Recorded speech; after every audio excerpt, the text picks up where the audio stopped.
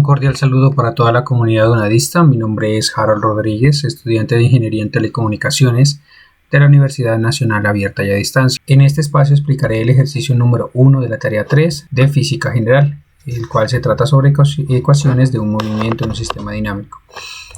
Para mi caso escogí la letra B y analizaremos el gráfico número 2.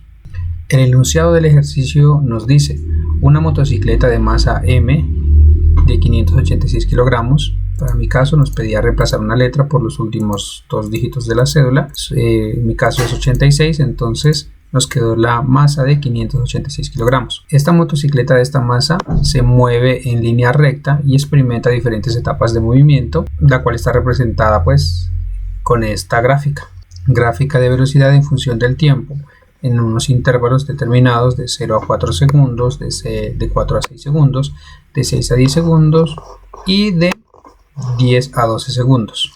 Al analizar nuestra gráfica, que está determinada de velocidad en función del tiempo, tenemos en cuenta que en el intervalo de 0 segundos a 4 segundos, nuestra velocidad inicial es de 0 y nuestra velocidad final entonces sería de 20 metros sobre segundo. En nuestro intervalo de 4 a 6 segundos tenemos que nuestra velocidad inicial es de 20 metros sobre segundo y nuestra velocidad final es igual, sería de 20 metros sobre segundo. Aquí nuestra velocidad es constante, y nuestra aceleración también sería constante.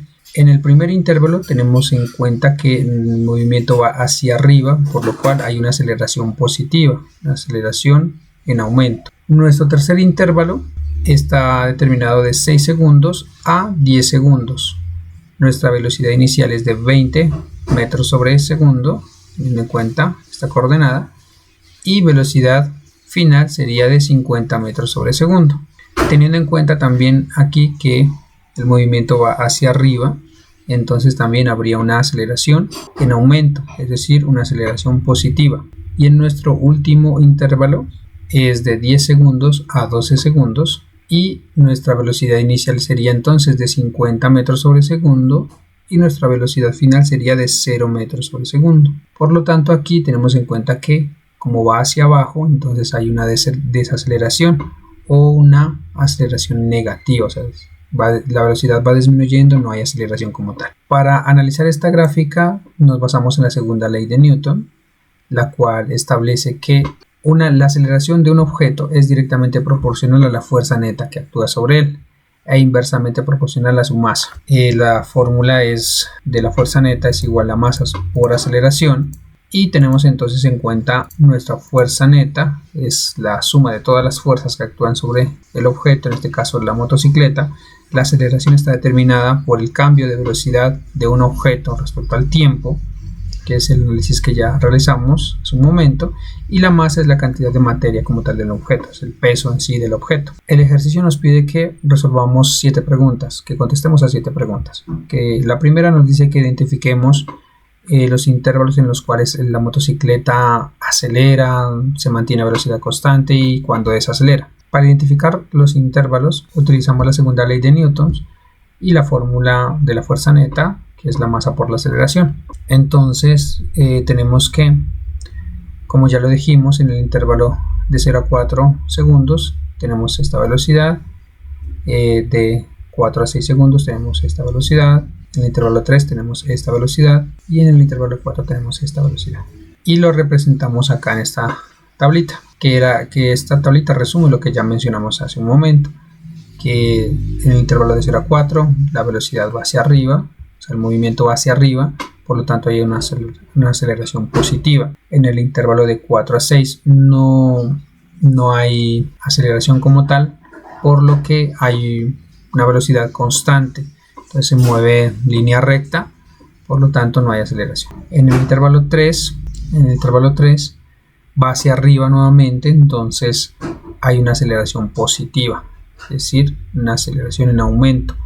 Y en el último intervalo, que va hacia abajo, identificamos el movimiento que va hacia abajo, es decir, cae, entonces por ende hay desaceleración, la velocidad va disminuyendo. La segunda pregunta nos dice que calculemos entonces la aceleración teniendo en cuenta estos datos recogidos anteriormente. La aceleración entonces la determinamos por esta fórmula, que es velocidad final menos velocidad inicial, sobre tiempo final menos tiempo inicial. Al hacer el análisis de la gráfica lo representamos en esta tabla: tiempo inicial 0 para nuestro intervalo 1, tiempo inicial 0, tiempo final 4 segundos, velocidad inicial de 0, velocidad final de 20 metros sobre segundo. Al calcularlo con la fórmula tenemos que nuestra aceleración en el intervalo 1 es de 5 metros sobre segundo al cuadrado. En el intervalo 2, como ya lo identificamos acá en la anterior tabla, en el intervalo 2 no había aceleración, la aceleración era de 0. Al hacer el cálculo tenemos entonces que en el tiempo inicial de 4 segundos nuestra velocidad inicial era de 20 metros sobre segundo y finaliza en 6 segundos y la velocidad también finaliza en 20 metros sobre segundo. Al calcularlo con la fórmula tenemos entonces que es 20 menos 20 y 6 menos 4, 2, sería 0 dividido entre 2 igual a 0 metros sobre segundo al cuadrado. En el intervalo 3, que empieza desde tiempo inicial 6 segundos, tiempo final 10 segundos, velocidad inicial 20 metros sobre segundo y velocidad final 50 metros sobre segundo. Al calcularlo con la fórmula tenemos entonces que el resultado es de 7.5 metros sobre segundo al cuadrado. Y en el último intervalo, el que identificamos que nuestra aceleración era negativa porque la velocidad va disminuyendo, entonces tenemos lo siguiente: el tiempo inicia en 10 segundos y finaliza en 12 segundos y la velocidad inicial está determinada en 50 metros sobre segundo, pero la velocidad final es de 0. Entonces al calcularlo con la forma nos daría 0 menos 50 dividido entre 12 menos 10 sería 2, entonces menos 50 dividido entre 2 nos da menos 25. Ahí se cumple lo que dice el análisis anterior, que la velocidad es negativa, es decir, va disminuyendo. Estos son los resultados. La tercera pregunta nos dice que usemos la segunda ley de Newton para calcular la fuerza neta que actúa sobre la motocicleta en cada uno de los intervalos. Entonces, con el cálculo anterior de la aceleración, teniendo en cuenta que la fuerza neta es igual a masa por aceleración, entonces tenemos que calcularlo de la siguiente manera: la fuerza neta en el intervalo 1 es igual a 2.930 newtons. Recordemos que la fuerza neta o la fuerza como tal se mide en newtons. En el segundo intervalo es de 0 porque no hay aceleración como tal, entonces al multiplicar 0 por la masa como tal nos va a dar 0 newtons. Y en el intervalo 3 es de 4.395 newtons y en el intervalo 4 es de menos 14.650 newtons. También nos pide que resolvamos la pregunta de por qué en uno de los intervalos la fuerza neta es de 0. Pues es porque la fuerza neta es directamente proporcional a la aceleración. Es decir, si no hay aceleración como tal, entonces no habrá fuerza neta como tal. Esa es en sí la conclusión de esa pregunta. La cuarta pregunta nos pide que grafiquemos la fuerza neta en función del tiempo con los resultados obtenidos anteriormente. Entonces, en cada uno de los intervalos tenemos pues una fuerza neta y está representado por la gráfica que vemos a continuación. Está identificado entonces por esta gráfica. Esta sería nuestra gráfica entonces de la fuerza neta en función del tiempo. Tenemos acá los intervalos representados y la fuerza neta en cada uno de ellos. La siguiente pregunta nos pide que calculemos el área bajo la curva de la primera gráfica, que es velocidad en función del tiempo, y vamos a explicar su significado. El área total entonces será igual a la suma de todas las áreas para identificar entonces lo que viene siendo el desplazamiento. En este caso sería el desplazamiento. Para ello lo que yo realicé fue dividir esta gráfica en figuras geométricas. Teniendo en cuenta este desplazamiento, lo dividimos en figuras geométricas. En el primer intervalo tenemos un triángulo, en el segundo intervalo tenemos un rectángulo, en el tercero tenemos un trapecio y en el último tenemos un triángulo. Al hacer el cálculo de todas las áreas, cada uno de ellos, obtenemos el área total y el área total resultó ser 270 metros cuadrados. El significado físico en este caso, el área bajo la curva de velocidad versus tiempo, es el desplazamiento total de la motocicleta como tal. Es todo ese recorrido que realizó la motocicleta de aquí, de acá y de acá hasta llegar acá. El área total de este desplazamiento es como tal entonces 270 metros cuadrados.